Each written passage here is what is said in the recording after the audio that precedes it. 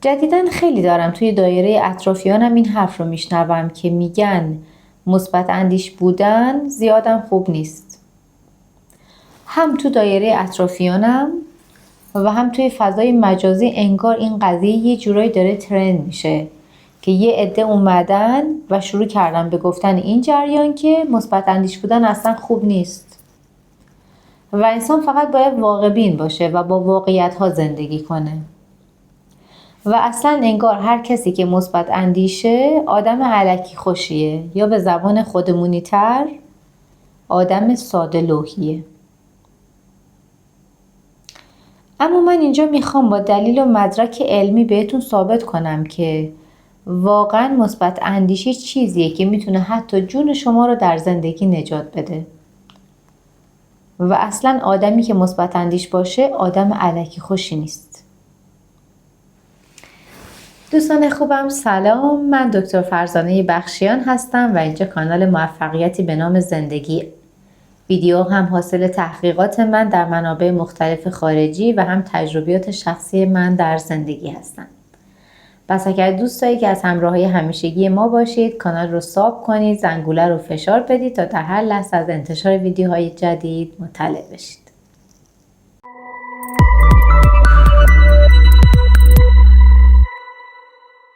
ویدیو رو با یک مثال از تحقیقی که در دانشگاه هاروارد انجام شده آغاز میکنم. یک مثال عینی از اون چیزی که چند سال پیش انجام دادن و باعث شد که جامعه روانشناسای دنیا رو شوکه کنه. خیلی سال پیش میاد دانشگاه هاروارد و یک جمعی از محققا و روانشناسا تصمیم میگیرن که بیان و یک سری از افراد رو یه سری آزمایش و مطالعات روشون انجام بدن تا ببینن که کدومی که از اینها مثبت اندیش هستن و کدوم یکیشون منفی نگر. یک تعداد افراد خیلی زیادی رو دور هم جمع میکنن و یه سری سوالاتی و یه سری آزمون‌های ازشون میگیرن تا مشخص بشه که جزو کدومی که از این دوتا دسته قرار دارن. و بعد از اون بهشون میگن که خب حالا باز دوباره ما با شما تماس میگیریم تا آزمایش‌های بعدی رو انجام بدیم. این قضیه میگذره تا 40 سال بعد. 40 سال بعد قراره که سری دوم آزمایش ها و بررسی ها انجام بشه. یعنی میخوان با این افراد بعد از 40 سال تماس بگیرن تا ببینن که این افراد در این دوتا گروهی که قرار داشتن تو این 40 سال چه نوع زندگی داشتن، وضعیت سلامتیشون، وضعیت اقتصادیشون، چه مدلی زندگی کردن.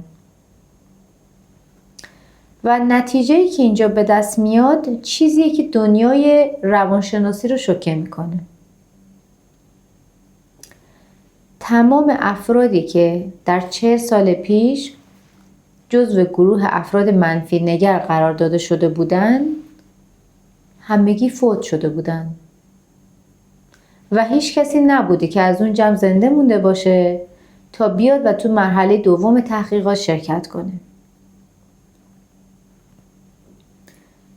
البته در گروه افراد مثبت اندیش هم بالاخره افرادی بودن که فوت شده باشن، چون زمانی که آزمون برگزار شده تو مرحله اول افراد بین 30 تا 35 سال بودن و الان بعد از 40 سال در سن 70 یا 75 سالگی خب طبیعیه که سری از افراد بالاخره فوت شده باشن.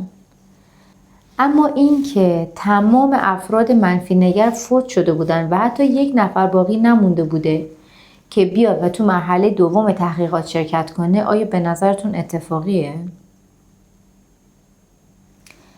و این نشون میده که مثبت اندیشی فقط برای خوشحالی آدم ها نیست، بلکه بر روی سلامت اونها و روی جون اونها تأثیر گذاره.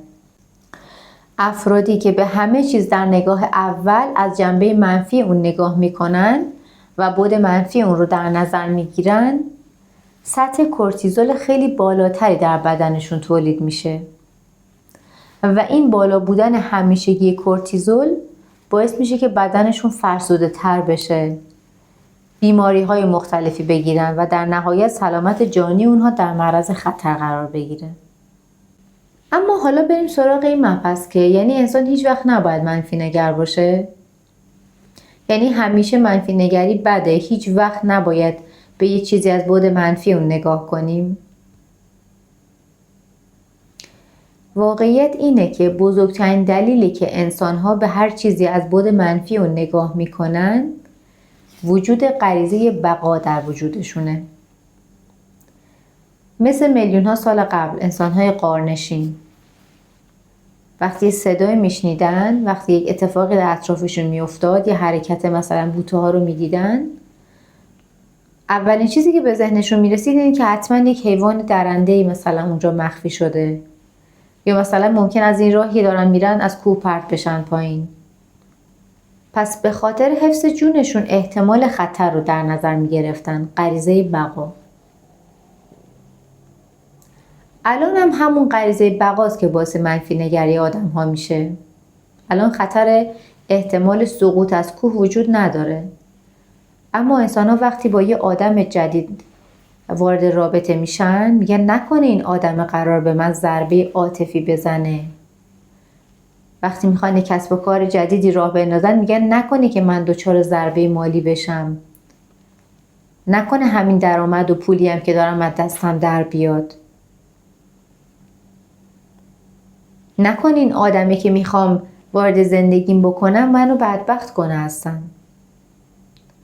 پس به خاطر این که احتمال خطر میدن و میخوان که خودشون رو از اون خطر احتمالی حفظ کنن، به جنبه منفی قضیه نگاه میکنن. اما واقعیت اینه که همه اینها در حد اما اگره. اگر اون آدم جدیده اومد باعث خوشبختی و خوشحالی زندگیتون شد چی؟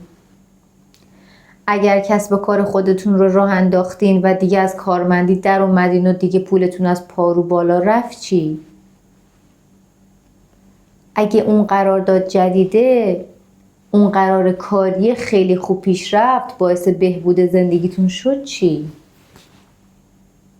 پس همه اینا در حد اما اگر از بعد منفی قضیه. بله، یه جاهای مثبت نگری بیش از حد هم ممکنه به ضرر باشه. به عنوان مثال زلزله شده مثلا نصف شب و احتمال خطر میره، هی پس لرزه های خفیف داریم. یه عده هستن از منزل میان بیرون، یک شب و بالاخره توی پارک توی ماشین بر سختی سپری میکنن که حداقل بتونن جونشون رو حفظ کنن. یه سری افراد هستن میگن نه امید به خدا هیچی نمیشه، اصلا حاضر نیستن حتی یک شب برای حفظ جونشون و سلامتیشون سختی بکشن. میگن نه امید به خدا هیچی نمیشه دیگه، اصلا زلزله نمیاد دوباره. بعد زلزله میاد زیر آوار میمونن. من از این گونه افراد از نزدیک دیدم و یعنی به طرف میگی که بابا احتمال داره زلزله بشه، واقعا زیر آوار بمونی؟ میگه نه هیچی نمیشه دیگه، تموم شده. بعد زلزله میاد زیر آوار میمونن، بعد میکشونشون بیرون دیگه. پس مثبت نگری بیش از حد هم قابل قبول نیست. اما اینکه مدام به همه چیز از بعد منفی رو نگاه کنیم فقط باعث فرسایش بدن ما میشه، به خاطر بالا بردن سطح کورتیزول در بدنمون. حالا یه عده‌ای هستن این وسط میان میگن که پس اگر قرار ما منفی نگر نباشیم پس هیچ وقت نباید در زندگی احساس ناراحتی بکنیم. یعنی آدمی که حتی یه بارم ناراحت باشه یا نسبت به یه چیزی احساس منفی داشته باشه آدم منفی نگریه. قطعا همچین چیزی نیست. آدم ها بنا به شرایط زندگیشون یک روزهای حالشون خوبه، یه روزهای حالشون خوب نیست. یعنی یه روزهای روی مود خوبن، یه روزهای روی مود خوب نیستن. مثلا خانم ها در یک ماه 4 تا سیکل هورمونی متفاوت رو تجربه میکنن که به شدت روی خلق و خوشون تاثیر میذاره. ورزش کردن، بیخوابی کشیدن، غذای سالم و ارگانیک خوردن یا مدام غذای کنسروی استفاده کردن. منظورم اینه که کیفیت زندگی روزانه آدم ها هم روی مود اونها اثر گذاره. یه زمانی یک نفر یکی از عزیزانش رو متاسفانه از دست میده، تا مدت‌ها حالش خوب نیست. نمیشه به این آدم بگه آدم منفی نگر، واقعا حالش خوب نیست به خاطر شرایط پیش اومده.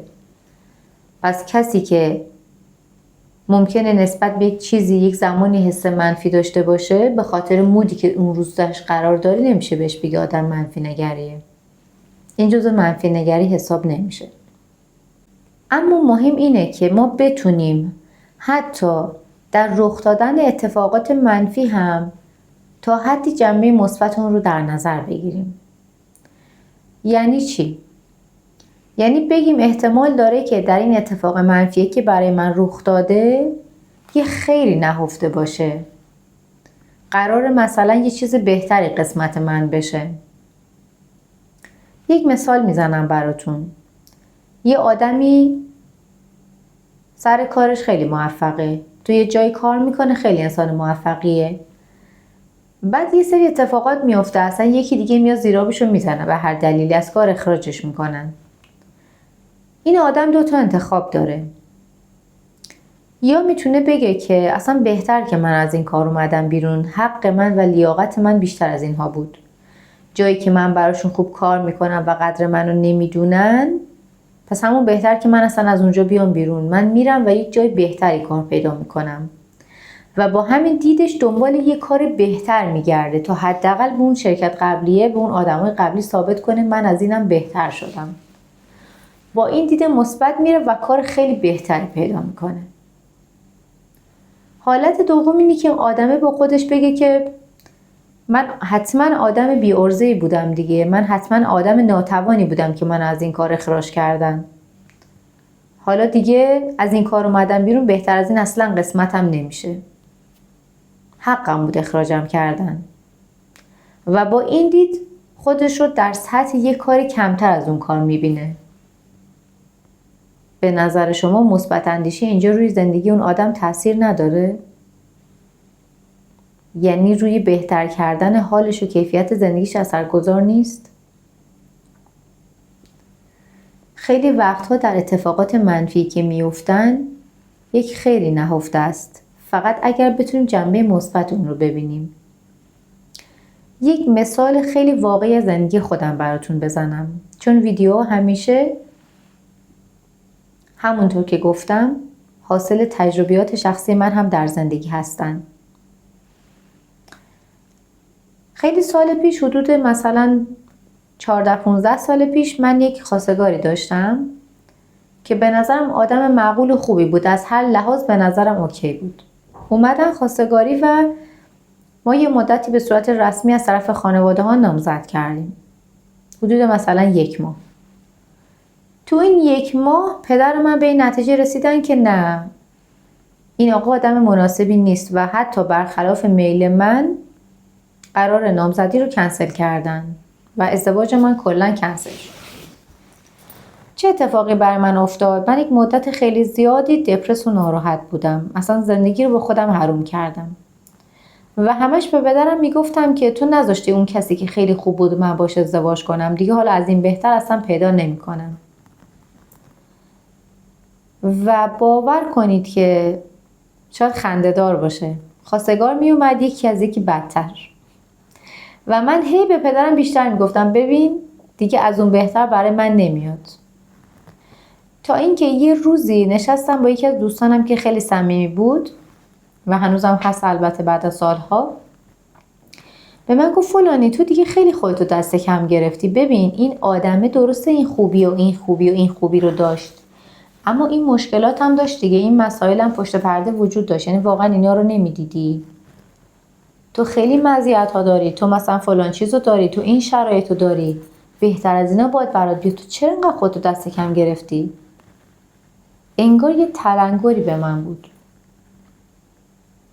و من گفتم که نشستم با خودم فکر کردم، گفتم آره راست میگه، واقعا اینجوری هم حالا نبوده دیگه، واقعا من این چیزا رو دارم. تازه به خودم اومدم گفتم آره واقعا راست میگه دوستم، لیاقت من بهتر از ایناست، در صورتی که مدت زمان زیادی رو تو اون شرایط گذرونده بودم. وقتی میگی تجربه در زندگی، تجربه با 1 روز و 2 روز به دست نمیاد. تو باید یک سری چیزها رو در یک مدت زمان زیاد سپری کنی تا بهشون بگی تجربه. و منم زمان زیادی رو تو اون وضع گذرونده بودم. اما از زمانی که این فکر اومد سراغم که آره دوستم راست میگه و من خیلی چیزهای خوب دارم که در زندگی بهشون افتخار کنم و مزیت‌هایی دارم که باید بهتر از اینا برام بیاد،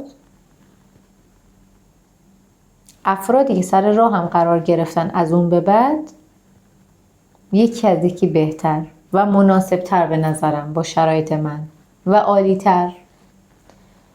تا اینکه بالاخره من با همسرم ازدواج کردم 12-13 سال پیش. در طول 12-13 سال زندگی مشترک که خب همیشه زندگی گل و بلبل نیست دیگه. همیشه که ما خوشحال و خندون نیستیم که تو بهترین وضعیت شادی قرار داشته باشیم. همه زندگی ها تلخی و شیرینی دارن، ناراحتی و خوشحالی دارن. اما به جرئت میتونم بهتون بگم که حتی در سخت‌ترین روزهای زندگی مشترکم در طول این سالها هرگز دیگه پیش نیامد که بگم که اون خواستگار یا نامزد قبلیم از همسرم بهتر بود. یعنی هرگز همچین چیزی اتفاق نیفتاد با همه خوبی‌ها و بدی‌های زندگیمون. میخوام بهتون بگم که در هر شری که اتفاق میفته یه خیری نهفته است. شاید شما چیزهایی رو در زندگی از دست داده باشین یا بهشون نرسیده باشین، اما اگر از جنبه مثبت به بقیه قضیه فکر کنین چیزهای مثبت‌تر و بهتری سر راهتون قرار میگیرن. پس مثبت اندیشی حتی میتونه زندگی شما رو از همه ابعاد نجات بده. یه مطلب خیلی جالبی وجود داره که من تو چند تا ویدیوهای قبلی هم گفتم. ویکتور فرانکل تو کتاب انسان در جستجوی معنای خودش خاطری رو ذکر میکنه و میگه زمانی که تو کمپ نازی ها زندانی بوده، زمانی بوده که میخواستن یهودی ها رو نسل کشی کنن. همه قرار بوده برن و تو اتاق گاز خفه بشن. با این حال میگه که نازی ها میتونن هر بلایی که میخواد سر جسم من بیارن و در این مدت با من هر طوری میخوان رفتار کنن با جسم من، اما اونا هرگز نمیتونن که ذهن و فکر من رو کنترل کنن. هرگز دسترسی به ذهن من ندارن. و وقتی که یک نفر در چند قدمی مرگ همچین دیدگاهی داره، چطور ما در زندگی عادی و روزمره خودمون نمیتونیم با مثبت اندیشی به خودمون کمک کنیم؟ نمیتونیم آدم مثبت اندیشی باشیم؟ اگر شما آدم منفی نگری تا الان بودین، قرار نیستش که همین الان یه دفعه طوری تغییر کنین که یه دفعه از یه آدم منفی نگر تبدیل بشین به یه آدم کاملا مثبت، به یه آدم همیشه خوشحال و خندون. همین که تلاش خودتون رو بکنید که حتی فرکانستون رو از حالت منفی به فرکانس خنثی برسونید، نصف راه رفتید و میبینید که چیزهای مثبت و اتفاقات خوب زندگی چقدر یک دفعه شروع میکنن به جلوه‌گر شدن برای شما. یعنی همین که حداقل به فرکانس خنثی هم برسید خیلی خوبه. حالا چه کار میتونم بکنم که فرکانسم رو عوض کنم؟ ببینید که شما چند روز در ماه رو مود بد هستید، رو مود ناراحتی. چند روز در ماه خوشحال نیستین. سعی کنید روزهای خوشحالیتون رو در ماه تعدادش رو بیشتر کنید. چجوری میتونید برای خودتون خوشحالی هاتون رو بیشتر کنید؟ این از هر آدمی به آدم دیگه متفاوته. ممکنه شما یه آدمی باشید که ورزش کردن حالتون رو خوب میکنه. ممکنه کتاب خوندن شما رو خوشحال میکنه. ممکنه گوش کردن به یک موزیک قشنگ شما رو آروم میکنه و خوشحال میکنه، شما رو سر کیف میکنه، یا یه موزیک شاد. ممکنه وقت گذروندن توی طبیعت شما رو خوشحال کنه. حتی اگر توی خونه‌تون چند تا گل و گیاه دارید، آب دادن به اونها، نشستن کنار اونها شما رو خوشحال کنه. یا حتی اینکه مثلا پاتون رو توی جوی آب بذارید یا روی خاک بذارید بدون جوراب. برای هر کسی متفاوته که چطوری میتونه خودش رو خوشحال کنه. من آدمی هستم که اگر در خلوت خودم یک دونه شمع هم روشن کنم به من حس خوبی میده. از این که در کنار اون شمع در خلوت بشینم و مثلا برای خودم چیزهایی رو که دوست دارم یادداشت کنم، احساس خوشحالی به من دست میده. هورمون سروتونین رو در من بیشتر فعال میکنه و من خوشحال‌تر میشم. یکی از بهترین روش‌هایی که میتونه خوشحالی رو برای اکثر آدم‌ها زیاد بکنه و اونا رو آدم خوشحال‌تری بکنه، انجام مدیتیشنه. مدیتیشن میتونه خیلی زندگی شما رو زیر و رو کنه. من قبلا هم تو ویدیوهای قبلی کانال توی چند تا اپیزود این رو گفتم که اگر دوست داشته باشید میتونید به اونا رجوع کنید و تو پلیلیست مدیتیشن ببینید. یکی دیگه از بهترین تکنیک ها برای بالا بردن فرکانس مثبتتون شکرگزاریه. خیلی بی‌نظیره. شکرگزاری به خاطر چیزهایی که در زندگی داری و فقط باید واقع بینانه و عمیق بهشون نگاه کنید تا بفهمیدشون. هممون خیلی چیزها داریم که در زندگی به خاطرشون شکرگزاری کنیم. شکرگزاری بالاترین فرکانس خوشحالی رو در زندگی برای شما به وجود میاره. شکرگزاری کنید حتی به خاطر چیزهایی که رخ ندادن. جوری شکرگزاری کنید که الان انگار وجود دارن. و این نحوه شکرگزاری با سرعت نور باعث جذب خوشحالی‌های بیشتر در زندگیتون میشه. پس روش‌های متعددی وجود داره برای تغییر فرکانستون که بستگی به خلق و خوی شما و خواست شما میتونه متفاوت باشه. با این حال همونطور که گفتم اگر شما آدمی هستید که فکر میکنید مثلا مدیتیشن یا شکرگزاری به عنوان بزرگترین ابزار برای خوشحال کردنتون میتونه بهتون کمک کنه، به نظرم یک سری به ویدیوهای شکرگزاری و مدیتیشن داخل کانال بندازید. میتونه برای بالا بردن سطح خوشحالیتون در زندگی بهتون کمک کنه. خوشحال شدم که مثل همیشه تا آخر ویدیو با من همراه